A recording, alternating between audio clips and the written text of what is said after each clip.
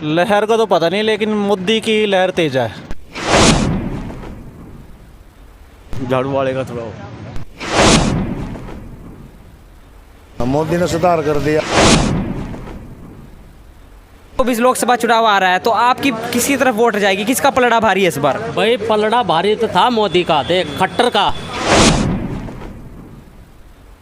मैं तो अपना वोट बीजेपी को दूंगा जी। आजकल माहौल जो है बीजेपी का चल रहा है।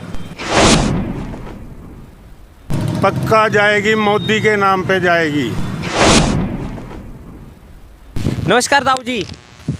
हमारी तो मोदी के पास जाएगी भाई जिंदल पर। नमस्कार साथियों, मैं तितिक्षा डिस्कवरी हरियाणा में आपका बेहद स्वागत करती हूँ। दोस्तों, आज मैं खड़ी हूँ ज्योतिसर में। ये वही जगह है जहाँ श्री कृष्ण ने महाभारत के समय गीता का उपदेश दिया था। और आज इसी धरती से हम करेंगे अपने मंथन की शुरुआत कि लोकसभा के महाभारत में किस पक्ष का पलड़ा भारी है। तो आइए जानते हैं लोगों के विचार। अंकल जी, इस बार लोकसभा के चुनावों में आपके हिसाब से किसकी लहर तेज़ है? लहर का तो पता नहीं, लेकिन मोदी की लहर तेज है, बस इतना पता है। तो आपके हिसाब से मोदी जी ने ऐसा क्या काम किया है कि आपको लगता है कि उनकी लहर तेज़ है? ये पूछो मोदी जी ने क्या नहीं किया।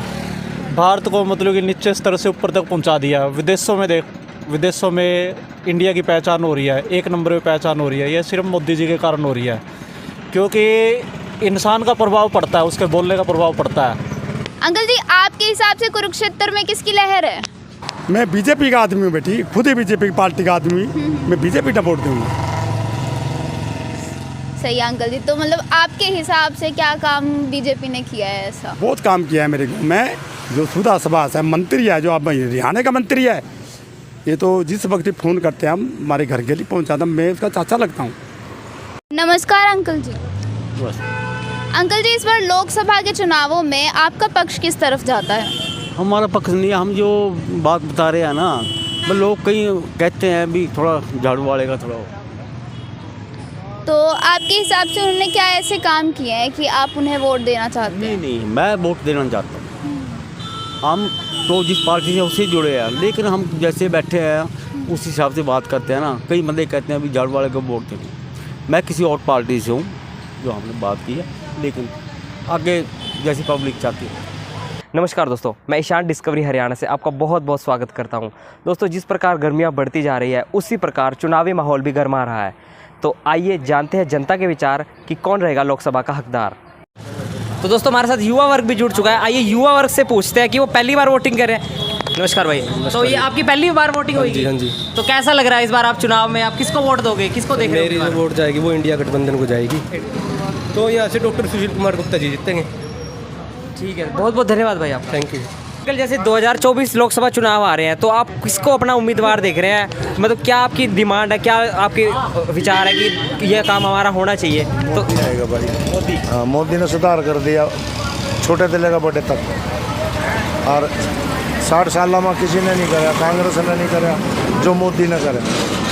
मोदी सबकी सोचेगा, छोटे से लेके बड़े तक। काम अच्छे हो रहे, किसी के काम नहीं रुक रहे। जिन्हें दिहाड़ी करनी होती दिहाड़ी तो करेगा, घर बैठा तो कोई देंगे नहीं किसी को। अच्छे काम है, मोदी आएगा। 2024 लोकसभा चुनाव में हमारे यहाँ के उम्मीदवार नवीन जिंदल है, तो क्या लगता है वो जनता की डिमांडों पे खरा उतरेंगे? खरा उतरेंगे, जो मोदी ने छोड़ देना तो खरा उतरेगा वो। तो बहुत बहुत धन्यवाद अंकल आपका। धन्यवाद। नमस्कार अंकल जी। नमस्कार जी। तो अंकल, 2024 लोकसभा चुनाव आ रहा है, तो आपकी किसी तरफ वोट जाएगी? किसका पलड़ा भारी है इस बार? भाई पलड़ा भारी तो था मोदी का, देख खट्टर का। अगर इनने थोड़ा सा काम गलत कर दिया, बोलो किस लिए? वो इसलिए इनने राशन कार्ड बनाए और काट दिए, बनाए और काट दिए। अन्य वैसा काम इनने बढ़िया कर रखे हैं मोदी ने। कोई किसी काम में कोई किसी चीज़ की कोई कमी नहीं है। हाईवे ट्रैफिक मतलब यह सारा कुछ बढ़िया काम कर रखा है इसने। भाई यही है ओवरऑल आप किसको वोट दोगे कुरुक्षेत्र से? भाई ये नहीं कह सकते अभी किसको देवेंगे। हाँ, वो तो टाइम बतावेगा ना किसको देवेंगे। तो दोस्तों हमारे साथ युवा वर्ग भी मौजूद है, आइए उनसे जानते हैं कि वो किसको अपना उम्मीदवार चुनने वाले हैं। नमस्कार भाई। मैं तो अपना वोट बीजेपी को दूंगा जी। अच्छा, बीजेपी को दोगे? तो आप पहली बार वोटिंग कर रहे हो? हाँ, पहली बार वोटिंग कर रहा तो हूँ। आपके मतलब कैसे क्या मुद्दे रहेंगे कि आप सरकार से निवेदन करना चाहोगे युवाओं के प्रति? एक तो रोजगार थोड़ा और मिल जाए, बढ़ जाए। जो वैसे तो बिजनेस के लिए, बिजनेस बड़े लोगों का, बिजनेसमैन जितने बनेंगे उससे देश की भी तरक्की होगी। तो बिजनेस बढ़े तो अच्छी बात है। लोगों को धंधा करने को वो दें, और तरीके बताएं सरकार। हाँ, उससे इसलिए बीजेपी को वोट देंगे। बहुत बहुत धन्यवाद भाई आपका। नमस्कार अंकल जी। नमस्कार भाई। तो जैसे कि जानते हैं आप 2024 लोकसभा चुनाव आ रहे हैं, तो किसका पलड़ा भारी लग रहा है? आप किसको वोट दोगे? सारा देश एक तरफ है, भ्रष्टाचार खत्म, बिना पर्ची बिना खर्ची नौकरी,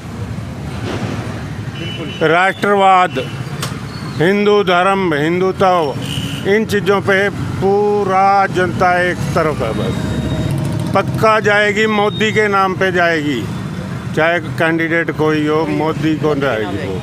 बहुत बहुत धन्यवाद अंकल जी। धन्यवाद जी, थैंक यू। आप 2024 लोकसभा चुनाव में किसको अपना उम्मीदवार देख रहे हैं, किसको देख रहे हैं, किसकी सरकार बनेगी? हम तो सनातन के साथ हैं, जो सनातन के साथ है वो उसी के साथ हम अपने हिंदुत्व की बात जो करेगा, राष्ट्र हित की बात करेगा, उसके लिए आधी रात को भी तैयार हैं हम। और आजकल माहौल जो है बीजेपी का चल रहा है लगभग यहाँ तो सभी जगह। हमारे कुरुक्षेत्र के अंदर तो मोस्टली यही चल रहा है। 90% लोगों का रुझान बीजेपी की तरफ है। बहुत बहुत धन्यवाद सर आपका। तो दोस्तों हमारे साथ एक अंकल जी हैं और उनसे आइए जानते विचार कि 2024 लोकसभा में किसका पलड़ा भारी है और उनकी वोट किसे जाएगी। नमस्कार दाऊ जी। हमारी तो मोदी के पास जाएगी भाई, जिंदल पर। जिंदल पे जाएगी? जिंदल पर। तो ऐसा आप अंकल जी क्या कार्य देखते हैं कि मोदी जी ने बहुत अच्छा कर दिया कि उसको देख के दोबारा लेके आना चाहिए सत्ता में? वो ऐसे आएगा जी, जो गरीबों को, जिम्मेदारों को, ये जो जिम्मेदार ना गरीबों को भी हक ले रहे हैं, नाज बट रहा गरीबों का, नाम हो रहा गरीबों का, और खा रहे हैं जिम्मेदार भी हैं। अरे एक थोड़ी सी कमी रह रही है जी, गरीब के लिए जो ग्रांट गुरूंट भेज दें, मकान बन जाए गरीब के, बस उसी में खुश हैं गरीब। तो और बताइए अंकल जी, यहाँ पे कई उम्मीदवार आए हैं जैसे कि सुशील गुप्ता, अभय सिंह चौटाला, इनके बारे में आपका क्या कहना है? इनको तो वोट भी नहीं है, नाम है पर इनको वोट भी नहीं है। कई लोग कह रहे हैं कि सुशील गुप्ता जी की हवा कुछ ज़्यादा है, उनका पलड़ा भारी है, ऐसा क्या? देखो रे तो अनपढ़ हैं जी, पढ़े लिखे नहीं हैं, गुंठा छाप हैं, पर पूरा जिंदल सीट काट का जाएगा अपनी। तो जिंदल सीट काटेगा? हाँ जी। तो बहुत बहुत धन्यवाद ताऊ जी, आपने अपना समय दिया और हमें यहाँ की लोकसभा चुनाव के बारे में, हालात के बारे में बताया। धन्यवाद ताऊ जी। ठीक है जी। माना तो एक बार कह दिया जद और 100 बार कह दिया जद। हमारी 70-75 साल की उम्र हो रही है, माम कांग्रेस ते भी के लिए वोट दे देगा हैं। बाकी चटेले को माना हाथ थोड़ी नहीं दी, कोई चटेला हमारे को खाने नहीं देगा हैं। और जो उसका पोता हो, खड़ा बेटा हो, वो नहीं बनेगा होगा। नमस्कार अंकल जी। नमस्कार। और ठीक हो आप? ठीक है जी। तो अंकल जी जैसे कि 2024 लोकसभा चुनाव आ रहे हैं, तो आपको क्या लग रहा है किसकी ज़्यादा हवा है और आपकी वोट किसको जाएगी? मोदी को जाएगी। मोदी को जाएगी। तो जैसे कि आप अपने क्षेत्र में देख सकते हैं, क्या कुछ अभी हाल ही में मोदी की सरकार है यहाँ पे, तो आप क्या देख सकते हैं कि क्या तरक्की हुई है?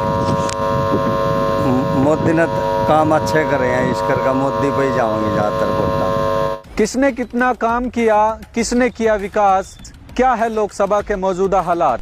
महाभारत की रणभूमि पर क्या रहेगा लोकसभा के शतरंज का राज? बात हो देवीलाल के विचारों की या केजरीवाल की सोच की, क्या फिर से होगा भाजपा का हरियाणा में आना? देखते रहिए, देखते रहिए, देखते रहिए, देखते रहिए डिस्कवरी हरियाणा।